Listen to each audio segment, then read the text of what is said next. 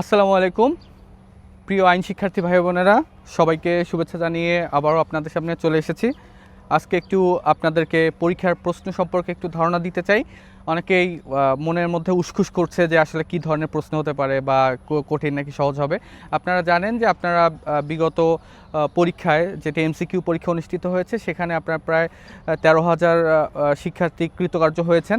এছাড়াও বিগত বছরে যারা আছেন প্রায় 4,000-এর মতো হবে, সব মিলিয়ে হয়তোবা 17,000 প্লাস পরীক্ষার্থী আপনারা এবার লিখিত পরীক্ষায় অংশগ্রহণ করবেন। স্বভাবতই আপনাদের একটু ধারণা হওয়া উচিত, যেহেতু আইনজীবী পরীক্ষার বা আমাদের যে স্থান সংকুলনের একটা বিষয় রয়েছে আইনজীবীদের বসার জন্য বা এরকম আরও কিছু বিষয়ে প্রতিবন্ধকতা রয়েছে আমাদের এই পেশায়। তো সব মিলিয়ে এটুক আন্দাজ করা যাচ্ছে, মানে দীর্ঘদিনের অভিজ্ঞতা থেকে এটুক আন্দাজ করা যাচ্ছে যে এবারের পরীক্ষার প্রশ্ন কেমন হতে পারে। আমি যতদূর মনে করছি আসলে তার আগে একটি কথা বলে নেই। এমসিকিউ পরীক্ষার আগে আমি যেটি বলেছিলাম যে আপনি পড়লে সহজ, আপনি পরীক্ষার হলে বসে আপনি বুঝতে পারবেন যে আপনার পরীক্ষা কেমন হয়েছে, আপনি পাশ করবেন নাকি ফেল করবেন। এরপরও দু একটা বিষয় ঘটে থাকে যেগুলো ভাগ্যের উপর আসলে ছেড়ে দিতে হয়, কিছু করার থাকে না আমাদের।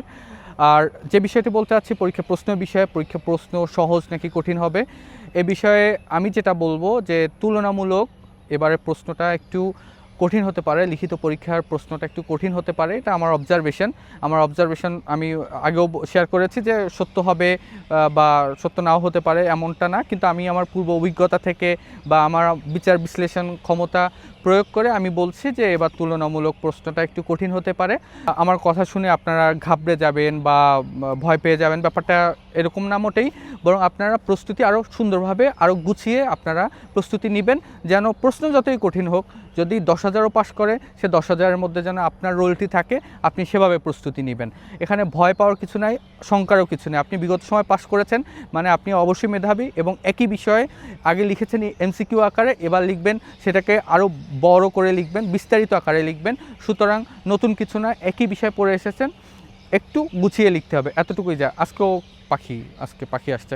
ওকে, যাই হোক, আরেকটি যে বিষয়টি বলবো সেটি হচ্ছে আপনারা প্রস্তুতি কিভাবে নিচ্ছেন। প্রস্তুতিটা অবশ্যই আপনারা মুসাবিদা এবং সংজ্ঞা বা পার্থক্য এবং একই বিষয় কোন কোন আইনে এসেছে, কি বলা আছে, উদাহরণ সহ আপনারা একটু পড়ে যাবেন। আপনারা যেন সুন্দরভাবে লিখতে পারেন, সেই জন্য আপনারা বাসায় প্রচুর প্র্যাকটিস করবেন এবং বাসায় থেকে আপনারা দেখবেন যে আপনারা একটা প্রশ্নের 30 থেকে 40 মিনিটের মধ্যে শেষ করতে পারেন কিনা। যদিও পরীক্ষার হলে আপনার এই থিওরিটা কাছে পুরোপুরি লাগবে না, কিন্তু এই থিওরির কাছাকাছি আপনি থাকলেই আপনি সবগুলো প্রশ্নের উত্তর আপনি দিয়ে আসতে পারবেন।